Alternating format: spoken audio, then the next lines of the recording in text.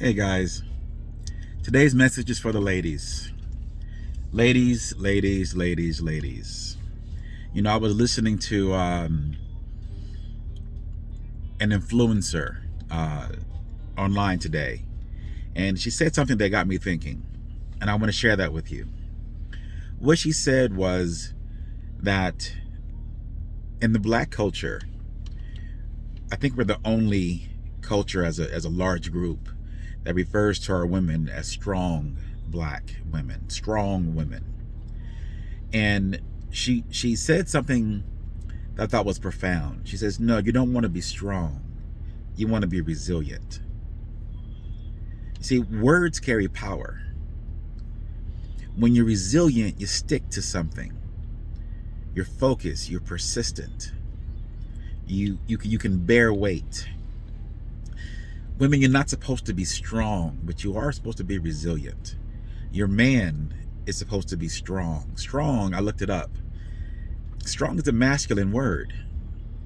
So by labeling yourself as a strong black woman, you're also labeling yourself as a masculine black woman.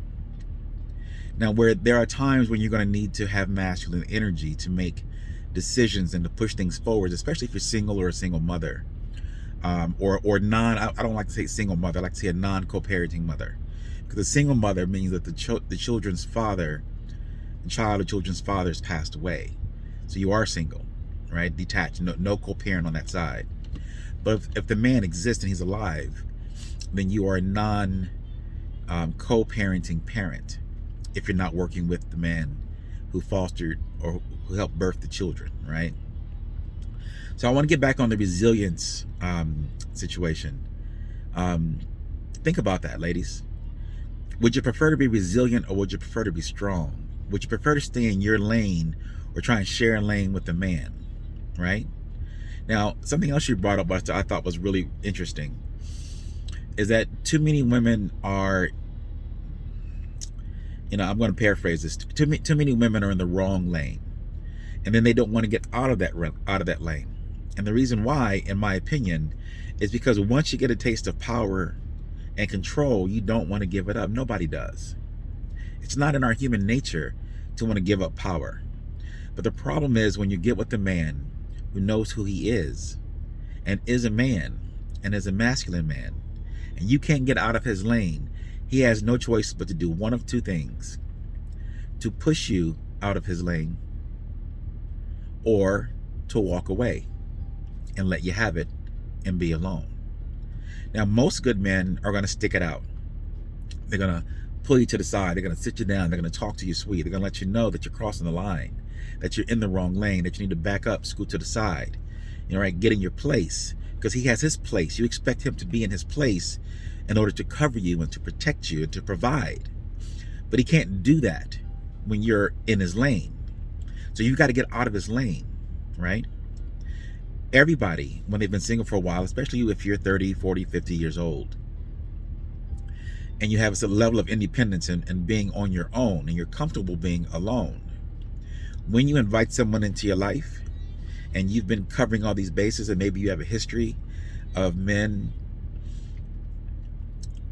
who just maybe don't take their role serious, or they don't step into the role fully, then you've learned that you can't trust someone. So if you can't trust the man that you choose to be in your life, to be in his position, and you're fighting him all the time, you make him not wanted, and you make him not want you. So if you find yourself in situations where your man is leaving, they're leaving because of you. They're not leaving because they don't want to be with you, but you're fighting them. You see, as a black man out in the world, we have to prove ourselves every day. As a man in general, we have to lead by how we produce. We're judged by how we produce. We're judged by how we get up after a fall. We're judged by the quality of our plan and our ability to execute that plan. A lot of women don't want to be part of that plan. They want to be part of the finish line. So as women's nature is to always look for the best man to pair with, and the best man to build with, and the best man to have children with, and the best man to have a life with. you have to understand your role and your position. And also, you have to understand men. You see, a man built his world around his woman, where a woman built her built her world around her children. So when a man and a woman have children, she has built security and a role around the kids, and he is built around her, and that is where the kingdom is built. Most men today talk a lot about wanting a woman to be submissive, when in reality, it's not the submission that we want. It's the cooperation. It's the ability to come home to you, bring home the bacon, and have a partner that we can offload what's going on with us. We want a woman who wants to be that for us. But when a man opens his heart to the woman he has, and she looks at that openness, that vulnerability, that brain dump, that stress dump as a weakness, well, then he realized that he can't trust that woman. So why then should he build a kingdom around her? He should leave. You would expect a man to leave if you knew for a fact you weren't giving him what he needs. See, the other thing that happens when that happens is that you as a woman will stop trusting and stop respecting, stop admiring that man. And then you do things to sabotage the relationship. You do things to hurt him, for him to prove himself when he's already proven himself. The shit testing has to stop after the dating phase. Once you decide to be in a relationship, you should no longer be testing that man, because his focus is not on testing you to see if you're good enough. He's committed to you. His focus is in building what he promised. But if he comes home and you make it difficult for him to build, then what use are you? I want to let that sit on you for a little while. Men have to do better. Men have to stand up. We have to protect our women. We have to cover our women. But ladies, you have to want to be covered. And that's part of the submission. That's part of what we talk about. In order to cover you and to protect you, you have to stay within the boundaries of what we set. If you're unwilling to do so, we can't do what we need to do. And then you end up putting us in positions that could harm us. Think about that. Each one of us probably knows someone who's put their man in a position where his life was in jeopardy, or his freedom, or his safety, or you expected him to get physical in order to protect you.